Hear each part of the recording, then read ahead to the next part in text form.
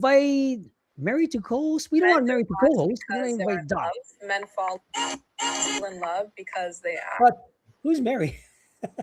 Doc, So are you seeing me on the same? I gotta send you an invite for Doc. Let's see. yeah, But I'm about if to. you're seeing this on live, we have a special edition today because this is gonna be a doozy. Because the topic for today is the silent scars, right? How childhood emotional neglect rewires adult relationships. So a lot of the times, including myself, we didn't know that our beliefs from, if you've seen last week's episode and stuff, that how trauma just controls a lot of different things in our lives. And if you want to go back and watch that, please go ahead and watch that. We're waiting for Doc to come on from FCS LLC. He's a therapist. My name is Gordon Watt. I'm founder of Boundaries and Brotherhood. And that's what we'll be going over, because have you ever wondered why you struggle with some sort of intimacy relationship, blowing up relationships, and perpetually just being misunderstood with a lot of different things going on? It could be from your parents' trauma, everything that's been going on. Doc, did Yeah, you? Oh, you're here, but I don't see you. Your voice is there, yeah, but not your picture. That's yeah. weird. I'm wondering what's going on. Technology is not being my friend today, everybody. I Ah, apologize. Oh, how about that? Yeah, there you go. You got to yeah, put that on. You got to put the. there we go. There There we you go, my brother. So we're both TikTok live, YouTube streaming, everything else going on. And today we're having some big news, guys. We got our first official sponsorship from TDP Specialties. We just came out with our new beef jerky brand, guys. It's not even in the works, but this thing I want to say is on fire. But we'll be giving out some samples. Watch for the comments to get some free thing. I have a lot of creators asking me for different things. We're going to be showing you a lot of stuff. But this channel, guys, between me and Doc, been working on this for a long time. If you want to take the assessment right here, go to the new page right here, assessment.boundariesandbrotherhood.com. Fill out the assessment, get on the wait list. We're going to be working on workshops to get you guys straight. Doc, introduce yourself. What are we going doing? And what's going to be this episode about? While I get us technically set up. Yes. Yeah. Sorry, guys, for all the wires in the front and the hands and getting set up and everything like that. It happens. But yeah, but today, guys, we're going to be talking about how, childhood neglect, how that can affect us and how it does affect us in adulthood. And I know us a lot of times as guys, when we're in relationships, right, what we'll say is, oh, we just need to move forward, just forget about it. What happened. Let's move on like nothing ever happened, right? A lot of times we say that. But the fact of the matter is, we don't just forget things. We don't just move on. None of us do. No matter how manly you think you are, or, how much you think maybe you're an outlier, none of us actually just forget things and move on. If that was the case, if time healed all wounds like we claim it does, then no trauma wouldn't exist. PTSD wouldn't exist. True. Now, I want you to tell someone that's been in the military who's seen horrible tragedies and seen their friends get killed next to them and seeing children die and seeing bodies. I want you to tell them, oh, yeah, just give it time. They'll pass on. Just forget about it. Move forward. It doesn't work that way.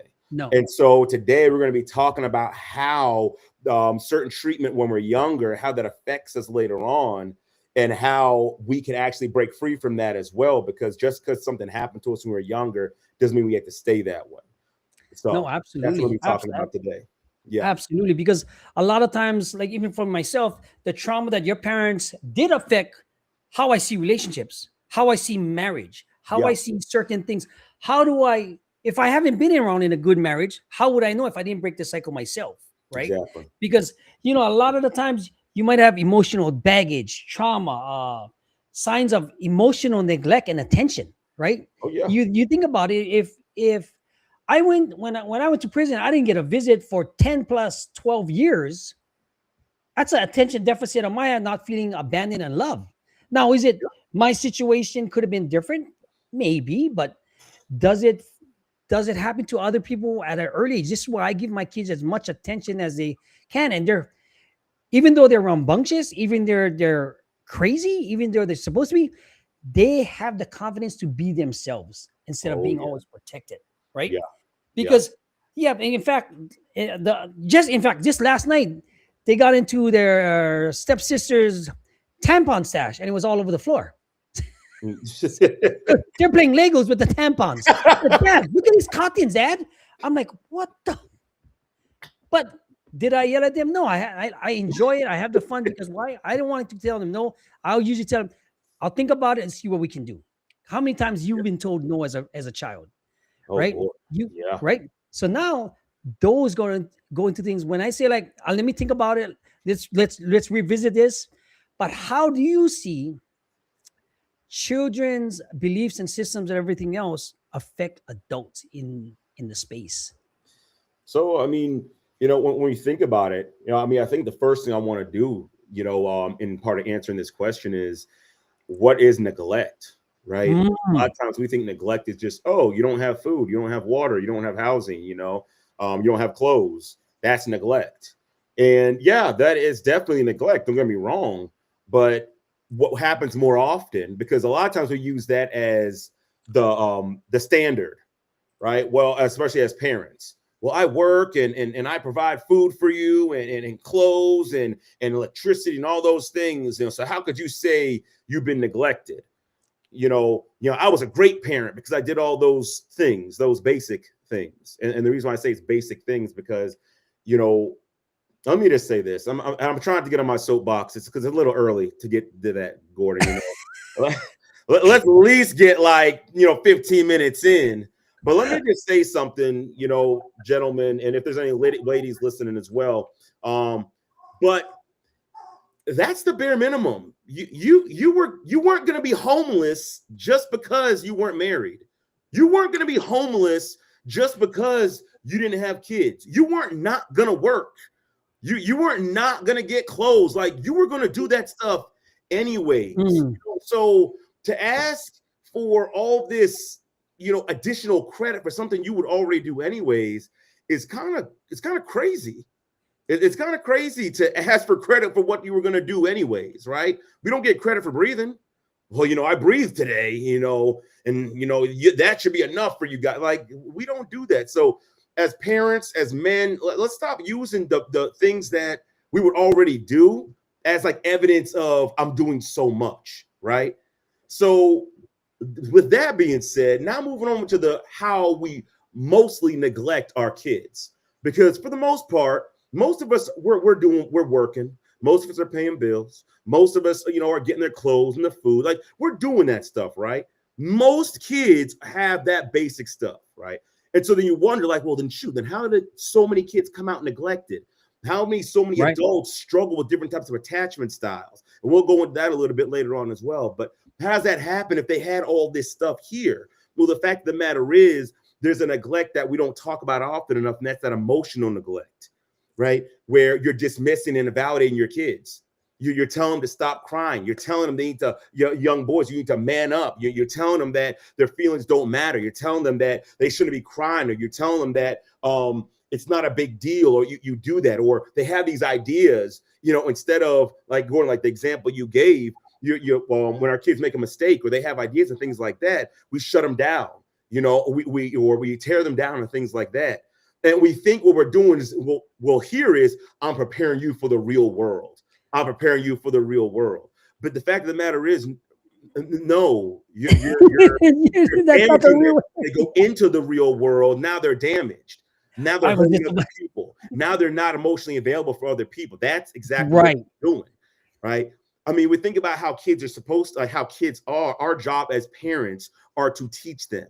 Every mistake they make is a teaching opportunity for us, not to beat them down or neglect them or to ignore them or things of that nature. And unfortunately, that's what happens. So when we do this, we neglect them, we validate them, we don't spend time with them, we don't listen to them, we do all these things. And then when they start separating from us, then we start making up more excuses. Oh, well, they're just a teenager, just going through a teenage stage, or kids, they leave their parents and go hang out with their friends and things like that. I'm not saying that doesn't happen, because when people are securely attached, yes, they go, but they come back to home base. But instead of looking at, this is a problem. My child won't talk to me. I'm getting one-word answers. Where did I go wrong? So it's because, well, you've neglected them. Emotionally, you've neglected them. they don't feel connected to you. They don't feel safe with you. And so what happens is that's how that translates to when we're adults. That's when the attachment styles come in, right? When you become insecure, anxious, where maybe you had the inconsistent connections when you were younger. And so now if you feel like you're losing something, and this happens to a lot of guys that unfortunately, society labels them as simps and things like that.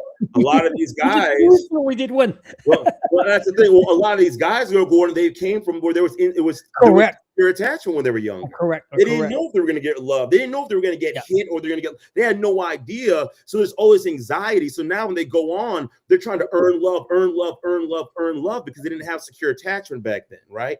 And then you have the other side. We have the insecure avoidant type, where we want to be stoic, or we want to shut down, or we want to act like we don't care, or if we get close and we get hurt, we want to shut down and walk away and run away. There's that aspect as well, and that comes into our lives and our relationships. We wonder why we struggle so much.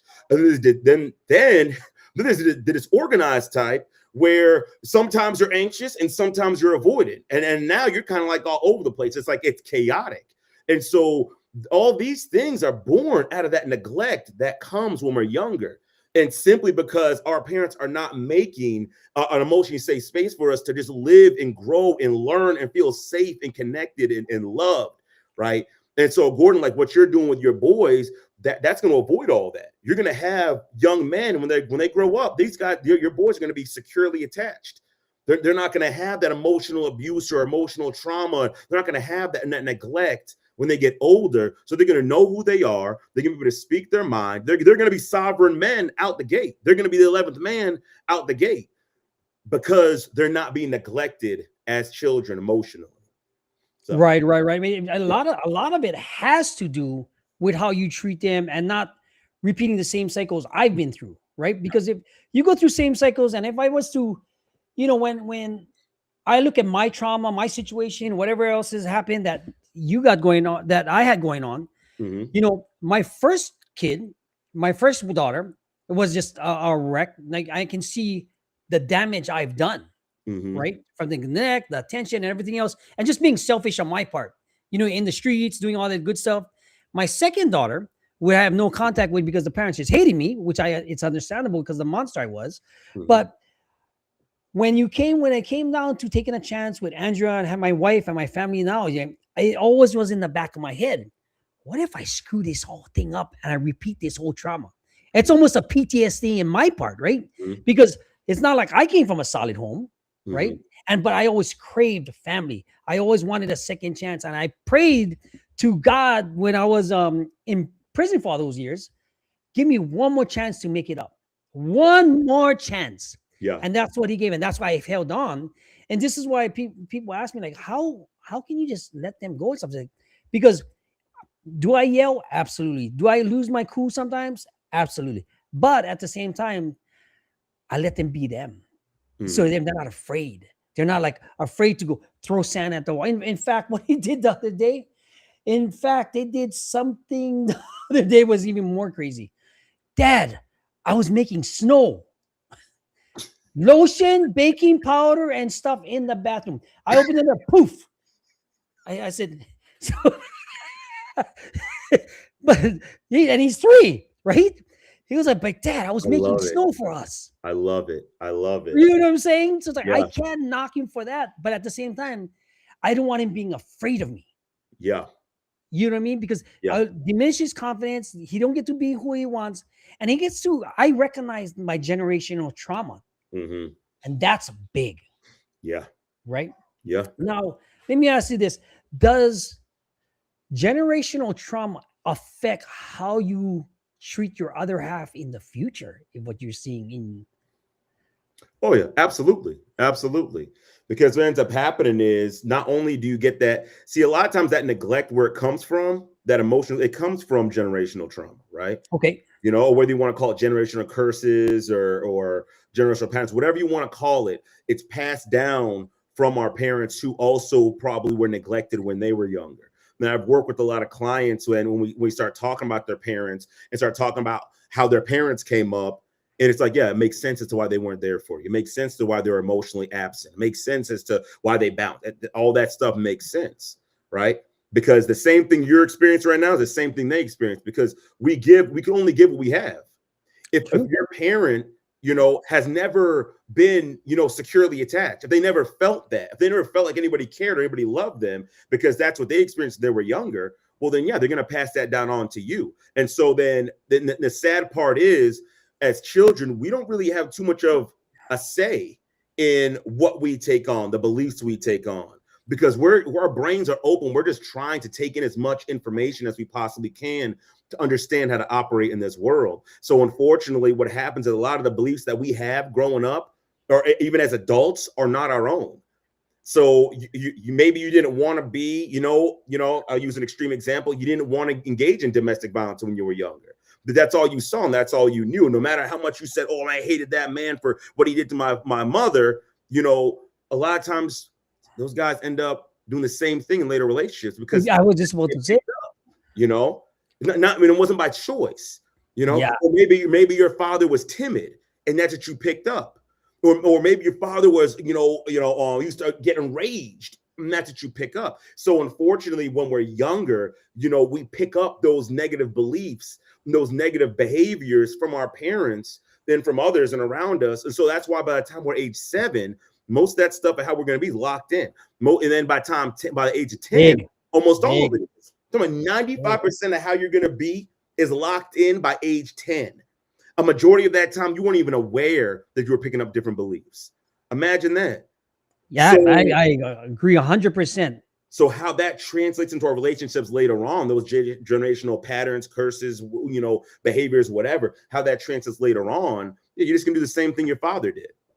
You can do the same thing he did. You're going to respond the same way, talk the same way, act the same way. Shoot, I was a living example of that. When I first got married and I was dealing with my daughter, when I first we first got together, I was responding to her the same way my father would respond to me. That's what you were supposed to do. I used the excuse that, well, I turned out fine, right? And let me also say this. Anyone who says, well, I turned out fine, probably didn't turn out fine. Let's be honest. We're covering it up, right? Anybody who says I turned out fine, everything was fine, that's a red flag. Didn't turn out fine. Guaranteed didn't turn out fine. Because even the people who have actually turned out fine, they're able to go back and look and say, yeah, things weren't the best. There were some things that were good, some things that were bad, some things I had to unlearn, some things I had to learn, But for the most part, though, it was pretty good, right? But to think that, yeah, I just came out fine, which is exactly what I thought, and I wasn't fine. I realized a lot of things my dad did and did not do was not okay, right? So I had to, and this isn't a dig at my father, just in case any of my family sees it or anything like that, or family friends or whatnot. It's not a dig at my father. I love my father, but my dad grew up a certain way. He didn't receive certain things. He carried that forward, and he made changes. Now I'll say this. Now he made changes from what his father did. He's made changes from that. And so then what happened? So he made change. So now it's my turn as the next generation to look at what he did and improve upon it. That's how it's supposed to be. So long story short, Gordon, you asked the question, does it bleed into our relationships? 100%, because a majority of it, unless you changed it, is still there. That's just how you learn. That's how you were programmed. And so now it's time for us to be able to take a look at ourselves. And so it's like, okay, what needs to change? How do I like to be there present in my wife's life, in my children's life? How can I be a better man? How can I be a sovereign man? Right? We need to stop and ask ourselves that question and then start actually doing the work, the real work, to become exactly as God designed us to be. I mean, yeah. All right. Yeah. Even like Paul Rosenberg, he agrees 100% because he says he loves it. Because you got to understand, like Doc said, right? Let me switch this camera right there. Right? When you figure out basically, when you dive deep and you like Doc says, we really have to put in the work a lot of what we did, because you cannot surface level all of this stuff. Between my stepdad, my real dad, one was timid, one had the money, one was abusive, one was tall. It's, where do I belong in all this crap, right?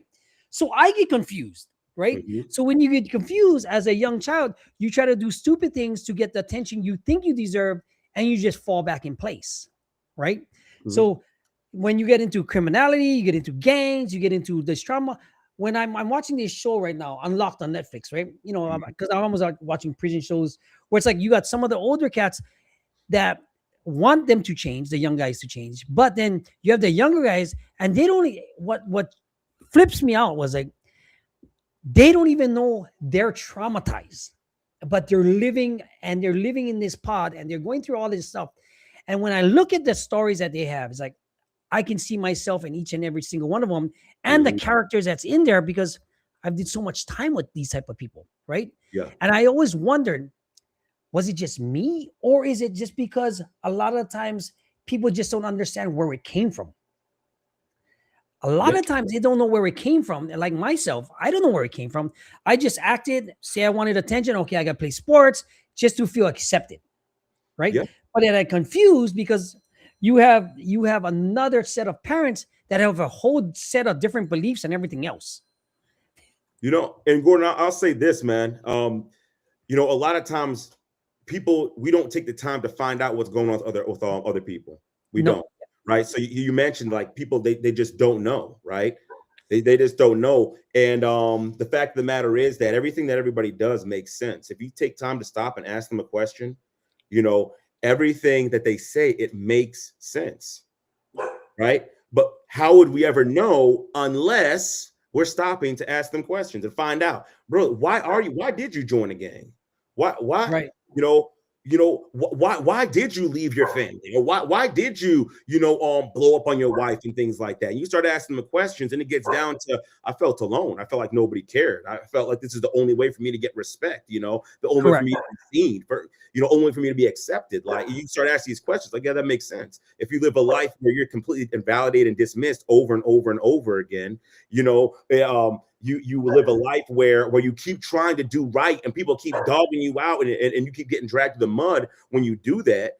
But then when you do the wrong thing, you get the attention. You do the wrong thing, you make the money. You do the wrong thing, you get the girl. You do the wrong thing, you get all these things. I mean, it's hard to look at someone like, oh, you're just a miscreant and an evil person. It's like, yeah, but I tried to do it that way and it didn't work out. And of course, I'm not making excuses for bad behavior.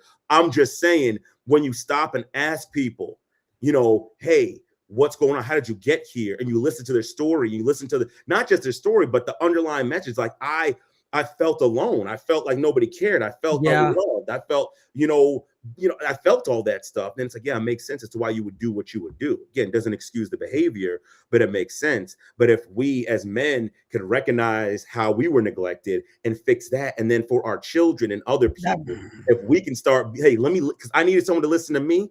Now let me listen to them. Let me hear where they're coming from, right? And especially when it talks about our kids. So Gordon, like your son said, I'm trying to make snow. That like a lot of parents would yell and scream and oh my gosh, why are you wasting this and how dare you and blah blah blah, all these things like that, as opposed to, man, that's really creative, man. Hey, but if you really want to make snow, let's try to do it another way, so because it's supposed to be cold and everything like that. So to teach and mold our kids like we need it, not destroy their creativity, not turn them into drones, but to truly cultivate them. Like, and that's the place we got to get to, but we can't get to that place unless we do the work on ourselves first. no, absolutely. I'm answering Mr. Paul Rosenberg right here. Right. Yeah, It's true my concern friend in PJ, man, for 2026. years, man. PJ, it's good to see you. I'm putting it's on YouTube. You can get your questions answered right there, my brother. I mean, I hope we can just share because that's what we have this channel here for. Because a lot of times men don't know where we come. Like for me being that alpha type, the stoic type, because that's what you've been trained to do, and you just latch on to whatever else that you could be going on.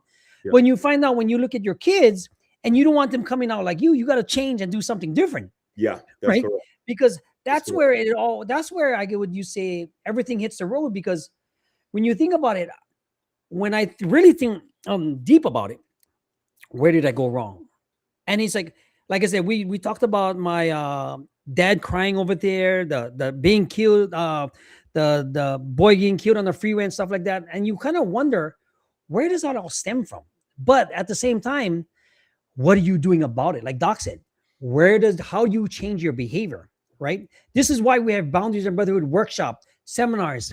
In fact, Doc has to go present someplace today, and he's also promoting this. Yeah, look, but Dog's like, Good to see you too. It's like, see, Yeah. this is the great thing about streaming this type of show, right? Where it's like we can have an interactive questionnaire live talk about it as grown adult men without even putting politics aside, everything outside and everything else. Because why? We want you guys to communicate, have confidence, kill self-doubt, find purpose in your life. Once you find purpose and you dig deep and you put that work in, which what we want to do in the workshops at every end of the month, sky's the limit on what you can do. Better intimacy, better relationships, better communication with your wife, your partner, whoever it is. Doc, let me ask you this other question, right? Yeah. As if you're stuck in an adult relationship that's just cycling, what Mhm. would you suggest to the couple? Because you do couples therapy too, Yeah. right? Yeah. So it's like, what would you suggest or handling that type of situation? You're being coached now, guys. It's coaching, not therapy. If you want to be if you want to have professional therapy, please reach out to Doc at FCS LLC. You can find him, Dr. Keith Fairclaw, on look him up. Yeah. You could have He can searched set my an name. assessment. You'll find Yes, me. I'm not hiding anywhere. he's not hard to find. And PJ, you're right, man. You know, true concern is rare in 2026, man. It's and it's a shame. It should never. It It's a shouldn't shame. be that way.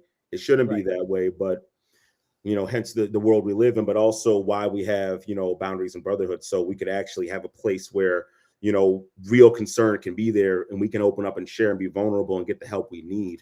But Gordon, to answer your question, man, like you were saying, how do you break if you find yourself in a cycle? It's going to sound real simple, but you just break the cycle. The cycle continues because of the same behaviors over and over again, right? I'll give you guys an illustration, guys. If you have a gears and the gears just keep going, right? They keep going in circles. What's going to happen? That's a cycle. If one gear stops and the other one keeps trying to go, what's going to happen to the mechanism? It's going to break. It's that simple. Someone has to stop the behaviors that are perpetuating the cycle. So, if you're in a relationship and you know how the cycle goes, your girlfriend or your wife comes to you, and says, or your kids come to you and say, whatever, they say X. And when they say X, what ends up happening is you become defensive, and then you fire back and say Y, and then they escalate, and then now they're saying Z, and then now you're blowing up, and then now you guys go around for hours, and then everyone's mad and upset and flustered and all this, and we bang tables and punch walls, and then everything settles down, and then you give it a few days or weeks or whatever, and then you finally get back together, and everything's good, and we pretend nothing happened, and until the next thing comes up, and then rinse and repeat. Right? So how do you break that? You change your behavior. And this is one thing I tell you this, because I used to I tell my couples this all the time. When I used to go on my prayer walks after me and my wife got into a fight, I would always pray about the situation, and God would always come to me and tell me to change something. And always, Keith, you need to do this. Keith, you need to do that. You need to talk this way. You need to think this way. You need to believe this way. You need to da-da-da, whatever. It was all out. And eventually one time I'm like, man, God, I'm sick and tired of you coming to me. Why don't you go say something to her? Go say something to her. Get her to change, and he would say to me, don't worry about her. Right. You worry about you. Me and you are here right now. So you worry about you. I'm telling you to do this. So do this. And so what ended up happening was I started changing. I started changing my behaviors, changing how I would talk, changing how I would emotionally regulate, changing how I would interact, changing how I would ask questions. I was changing. And so eventually what happened was it wasn't as smooth anymore. One of these things started to slow down. I started to slow down. And eventually it wasn't going the same way anymore, because I would say something, she might escalate, and then she might come, and say something, but instead of me firing back, I'm keeping my composure. Instead of me firing back, I'm trying to understand where she's coming from. Instead of me firing back, I'm emotionally regulating. Instead of me firing back, I start recognizing when I start getting heated. It's time for me to exit the conversation. So I broke the cycle by breaking the cycle, by changing my own behaviors. And that's why I keep trying to tell my couples, and I keep trying to tell men, don't focus on changing to please somebody else. Don't focus on changing. Mm, I'm trying to fix the relationship. Focus on changing because it's the right thing to do. Because the fact of the matter is, I was doing the wrong things. So that's why God was dealing with me. right. My responsibility wasn't to change my wife. In Nope. this conversation between me and God, the conversation was, how can you become a better man? And by me becoming a better man, learning how to communicate, learning how to emotionally regulate, learning how to, listen properly, learning how to walk away, learning how to do all these things, by me learning how to apologize, learning how to not invalidate and dismiss, learning how to validate and validate and empathize with where she's coming from. By God teaching me all these things, learning all these things, guess what? The cycle broke. And eventually, because this is what happens, the way the brain operates based off of patterns. Absolutely. You got to recognize patterns. Yep. Right? So if she has a pattern in her mind, like this is how it goes. Oh, he's trying not to understand me, so now I'm escalating, but he's not doing it anymore. Eventually what happens is the pattern doesn't work anymore because I'm not doing the same things I was doing before. So now it forces the other person's brain, it forces them to change. It forces them to change. And so when it forces them to change, that changes the relationship, right? Because what they're doing is not working anymore. It's just not working, right? And because there's some men that be like, Keith, I did all that. I'm a sovereign man. I'm the 11th man. I'm on point. God told me all this stuff too. And I changed too. And my wife is still crazy, or my girlfriend's still crazy, or whatever the case may be, right? Now, again, this is in therapy, but maybe you need to break up. Maybe you need to separate. Maybe you need to have that boundary where you say, you know what, you keep acting like this, and I'm going to find my own place. I know, again, if biblically speaking, if you're a Christian, we don't believe in divorce unless for like infidelity or things like that. But anybody else, well, I'm not trying to tell anyone to leave. I'm just saying, set that boundary. You can separate. And I'll say this: you can't separate. Scripturally speaking, you can't separate. That's you can't separate, but essentially have that boundary, because even that is breaking the cycle. Because if you're normally just, well, I'm just going to stay anyways and let her talk to me any kind of way or treat me any kind of way, you're also still feeding the cycle, right? So, but if you finally step away, it's like, oh shoot, it gives the other person an opportunity to look at their behaviors and be like, dang, that's not, it's not working, right? I need to do something different. So long story short, Gordon, to break the cycle, you need to break the cycle. You need to be the change that and do the right thing within yourself. You need to be able to do that and do it because it's the right thing to do, not because you're hoping she's going to change or your kid's going to change. You need to do the right thing and change just because it's the right thing to do. And as you do that, you're going to see cycles break. They have to. They absolutely have to, with your kids, with your wife, with your friends, at work, wherever you go. You're going to see those cycles break, and you're going to see that change take place, like right before your eyes. I'll give you my take on this and everything else, because I asked the question, everything. Guys, here's the magic word, right? You can use all of this stuff in for sales, being business, everything that you can apply all of this stuff. The one thing you can't do that I've changed, how I've changed everything else, besides rephrasing my mind, looking at it through a different window, is having different expectations from people. Hands down.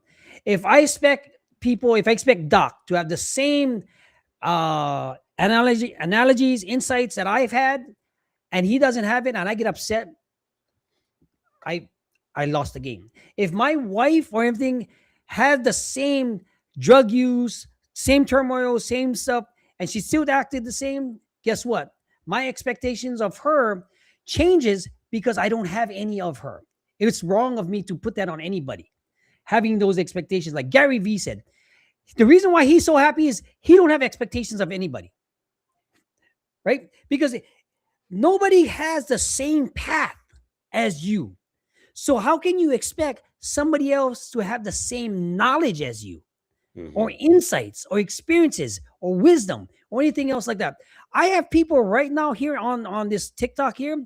If you're watching this on TikTok, go to YouTube or go to my Facebook and or IG. That it didn't stream on IG because I didn't put the RMTP code, but I have your answers the questions live pop up and we can answer them.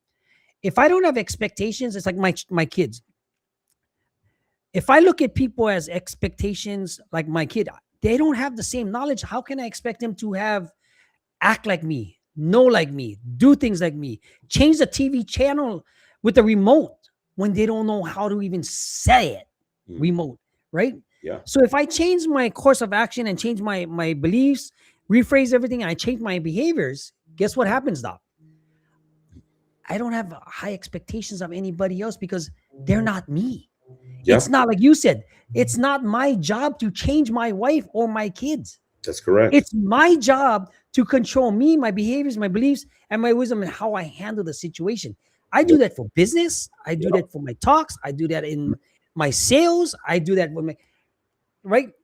Look, if I wrote 7 books, guys, and somebody can't get one, I don't expect them to have the same knowledge as me to put it down on paper, right? Now, do I go from a 0 to 180 miles in a heartbeat? That's just my character. Mhm. But having those expectations of anybody else, besides, unless we're doing a business collaboration or something, there's certain things I need to have address, Mhm. right? Yeah. But that's completely different. Now, if your emotions are like a roller coaster and you can't control, right? How does childhood trauma impair those emotional irregulations? Well, the I would say your emotions are probably dysregulated because of the neglect and trauma you had as a child, right? Right. In addition to that, let's say even if you didn't have neglect, or anything like that, let's just say no one ever taught you how to regulate your emotions. That you can't be expected to know what you've never been taught. But And exactly. so Don't know. that's where a lot of us live, because most people do not know how to regulate their emotions. Most of us as men have never been taught. We've been taught not to have emotions. You're supposed to be stoic. You're not supposed to feel anything. You just push forward. You bury it and you keep moving forward. And it's just crazy. I won't go into that. Give us But a brief hint, a but brief one. that Doc's about to go off right now. but He's about that's to. what happens, right? Yeah. That's how it ends up happening, right? Like we've never learned how to. And again, what we look at as emotional dysregulation, a lot of times, honestly, it's just people, they don't know how to control their emotions, but ultimately there's something's going on. Like our emotions are telling us something, and no one is listening. No one, as PJ brought up, how they're not being true concern. No one is showing true concern. No one's stopping to say, hey, brother, you okay? Like, you good? Like, with our kids, you look at a kid that may have had a behavior issue and you stop and ask, hey, what's going What's on? going Like, on, right? what happened? And you start listening to them and it makes sense. And the big thing, and tying into what you just said, Gordon, as far as like having these expectations for other people to have the same perspective and vision and eyesight as we do, which is ludicrous for us to think that other people should think just like us. Like, we are not God. All right. Let me say this one more time. We are not God, right? The only person who can have a perspective and say my perspective is right and yours is wrong is God. Yeah. That's it. That's it. Because he's perfect and makes no mistakes. Never has, never will. Everybody else is just a perspective based off your experiences, your past, your hurt, your pain, your all this. That's what it's based off of. So it's going to look different, right?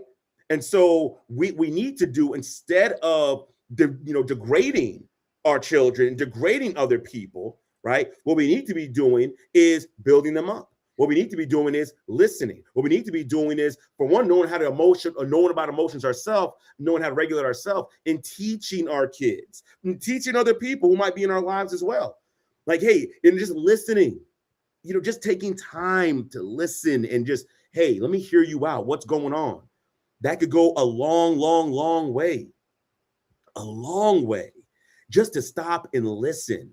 And so really, that when it comes to those emotions, like we got to make sure that we learn how to emotionally regulate, how to recognize our emotions, one, regulate our emotions, two, and respond to our emotions, three. We got to learn how to do those things, right? Because once we learn how to do that, we can teach our kids. We can say, hey, it's okay to be disappointed. It's okay to be hurt. It's okay. And not, oh, well, it's not a big deal. It's just a little test, or it's not a big deal. It's just a little game, or, oh, it's just a video game. I don't know why you're tripping over it. Or like, we need to stop invalidating and dismissing our children and our loved ones like that, because you wouldn't want someone doing that to you. Exactly. You wouldn't Yep. want someone doing that to you. And I just want to touch on two things real quick, Gordon. I'm going to pass it back on to Absolutely, you. yeah. As a PJ, I know you were saying about the moral code of this world. And unfortunately, that's in the media. Like that unfortunately, that's the world, right? They're looking to turn people against one another. And then one of the reasons why we even made boundaries and brotherhood, and this is just for everybody, right, was because they've created these engines, these grifters who've come and are feeding off of men who are hurt, who are feeding off of men who aren't appreciated. They're feeding off of them, and then they're selling them this garbage. They're selling them trash. Oh, you got to be an alpha male, and you got to feel nothing. You got to sleep with all these women and make all this money, and then you'll be a real man and get a six-pack abs, and then you'll be a real man once you do that, and all these women are hoes. And yes, I'm like, no, but what's going on? These men they're flocking to this garbage, and they're just paying, they're shelling out hundreds and thousands and millions of dollars in droves to people who are using them, abusing them, and throwing them away. Yeah. Right? That's why we created boundaries and brotherhood, because we're here to give you the real. Right? Yeah. We're here to help you. We're here to pour into you. We're here to build you guys up with the truth, hold you accountable for where you've fallen short. So that now you can be the man you want to be, but also making sure you're still heard, validated, understood in the process. Because again, even in this, a lot of us as men, you're listening to this now, and maybe you made mistakes as a parent. Maybe your kids are already older, and it's like, dang, Keith, well, what do I do? Gordon, what do I do? Right? It's not too late then. You still do the work on yourself. You have to own the things you've done, own your shortcomings, and then go and make it right with your kids. Right? That's the main one. Yeah, right. maybe they don't want to talk to me and things like that. Well, listen, you can't force it, but you can deliver a repentant life and a changed life, and then let it show, right? Because the words are cheap, actions are everything. Like what I tell my wife all the time. I don't care what people say. I mean, I don't care what people tell me through this. I see through behaviors, actions, and what they show. Because you cannot say, you can tell me to them, you got to think, I've closed a billionaire. I just closed another business. I did everything you could possibly do. Traveled certain things, worked with other people. It all comes down to what is their behavior, right? Yeah. It comes down to what is behavior, because you cannot shift that. You cannot change that. It doesn't shift overnight. You can lie to yourself, and you'll be exposed a lot of times. Like you said, just all these guys that was the alpha male, everything, they're all getting frauded, going back to prison, getting jailed, losing everything because of what they did, because karma comes and bites you in your butt, right? At one point, you mean, and a lot of times, in fact, one of the influencers, my friend, them are renting his wife's house right now. And she's a mess, right? There was like, according. And you see that, right? You see that, literally. The guys are talking about being alpha men, but yet you're going out and buying prostitutes. But women are supposed to be flocking to you with whatever you're teaching. You have all this money. Women are supposed to be flocking to you, but you're buying prostitutes. That's strange. Oh, you talking about how single moms are just for fun, but you have you're playing stepdad to a woman that's not even your wife. You're playing a stepdad to her kids, but you're teaching everybody all this garbage. Like you see this stuff come out, or you're the big, strong alpha male, and anyone who knows, exactly what I'm talking about, but I'm not going to say any names. But you want to gang up on someone, and jump them, and now you in jail again. No, you in jail again, right? But you an alpha male. You're supposed to be all big and strong and in control, but you can't even control your emotions. You're right. You out here getting your panties in a bunch, and now you in jail again, right? So you look at a lot of these things, and like people, like you said, the media, they sell all these lies to us, right? But that's what these people are here to do. That's what they're here to do. The gender wars. You see the people with couples and stuff like that, and and the feminists with the rah-rah women, and then all this, like they're grifting you. They're here to use you. They're here to manipulate you so they can line their pockets so they can go away and they'll be rich and you'll be in a mess. Your family will be in a mess. Your life Yeah. will be in a mess and no one's going to be there to pick up the pieces. But that's why it's good to come into community with people who actually care, people who want to pour into you, people who want to instruct you, people where you can add value as well, because you could bring an Right. experience in as well that we can all learn from. And that's something that's critical because, like, even in my sessions, I learn from my clients sometimes. They're bringing up Absolutely. things and saying things. I'm like, dang, that's good. That's a phenomenal idea. I learned from my.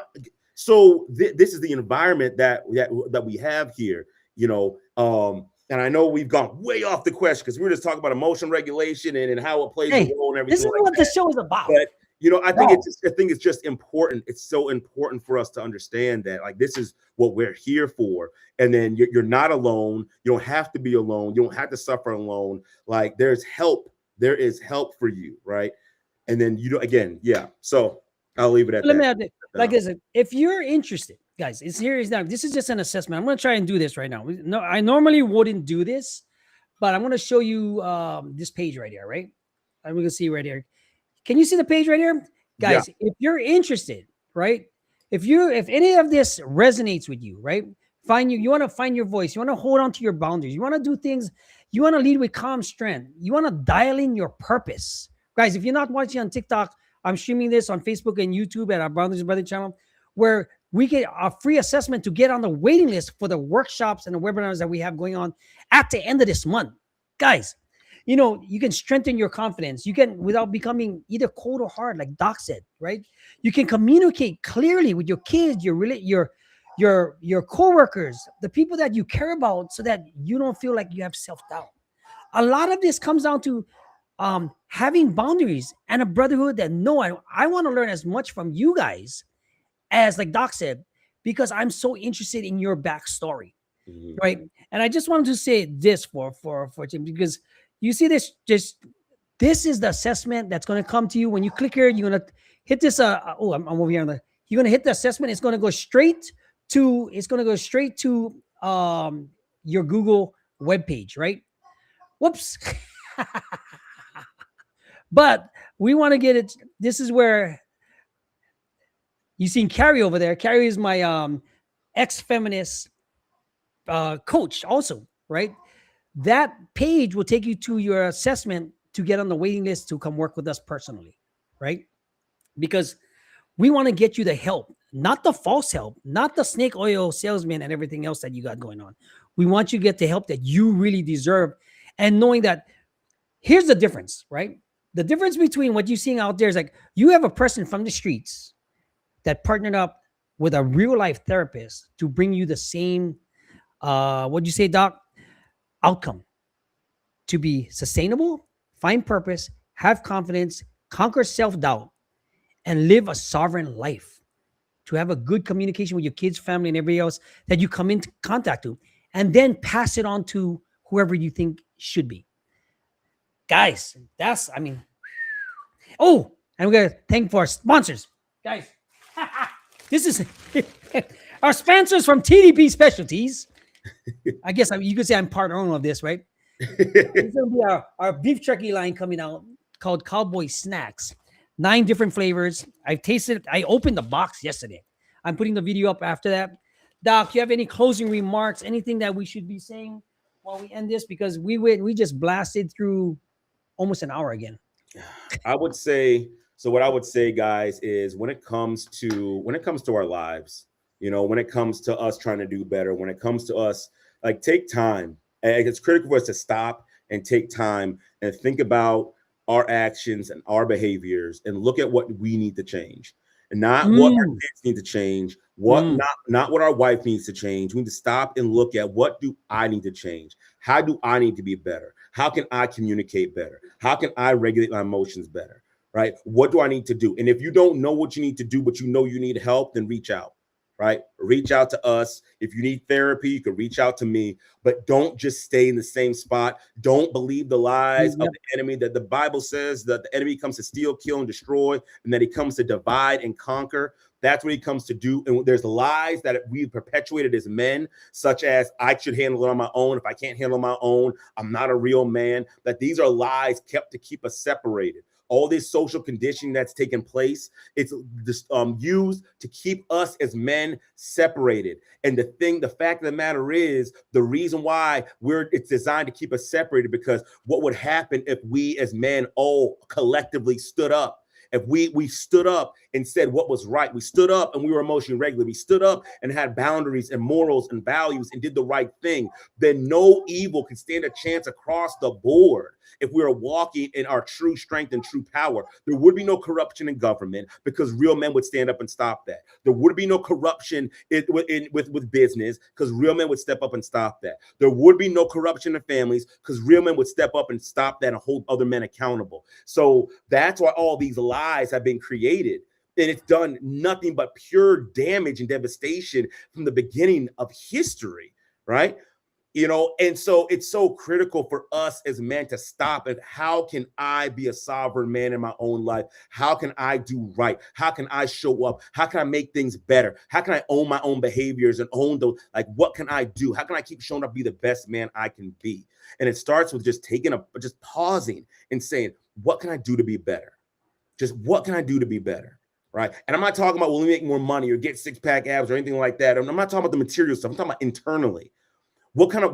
How do you need to change how you think? How do you need to change how you believe? How do you need to change your behaviors? What do you need to apologize for? What do you need to own? Ask yourself these questions. And as you ask yourself these questions and start making the changes necessary, then guess what? Your life is going to change drastically. And I would say, keep coming back. If this is your first time here, I would strongly recommend go back and watch a lot of our old live streams and old videos, right? Look at our playlist. The playlist has it all. Yeah. The podcast is right there. It's all we got blog posts, we got everything. We're on the school community. Yeah. We're on every single major platform there is. And that's another thing too. Yeah. Find Gordon, which community do we want? I mean, I guess join every community, right? Well, everybody has different things. We have YouTube, one in Reddit. Right. We do have one in school. Right. We are on a podcast on YouTube. Yeah. We do have content in the back, and we'll be also having courses and a membership soon.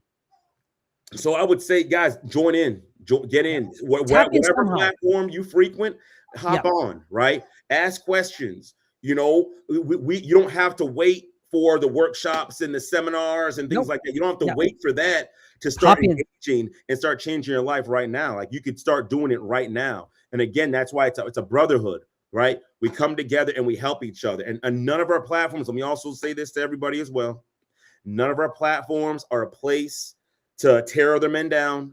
Nope. None of our platforms are a place to ridicule people or anything along those lines. It's a place it's supposed to be a safe place where we can share and talk, and any issues we may have, we can offer suggestions and helpful suggestions, not toxic ones. Right? Because I've seen some other communities. No, I'm just honest, like Gordon. I've seen some other communities where guys will get in there, and a guy will be like, "I'm struggling in my marriage," and they'll say, "Oh, she's cheating. You need to leave her." But it's like, bro, what are we talking about right now, man? Like, what are you talking about? The man's asking for help, and you're actually trying to destroy his relationship, right? Yeah. So if you can join our community, so we can get the help you need, and again, we can pour into you. And again, you can pour into others as well, right? So again, you don't have to wait. You can get started right now. All right, guys. Guys, this is Gordon Watt from Boundaries and Brotherhood. We'll see you next week, same time, same place. Tapping, guys. We're here to help you and uplift you. Doc, end it. You guys take care. Have a great and blessed day, guys, and come back. And just remember, you're not alone. You're not alone. Never alone. Right. All right. Aloha. See you guys.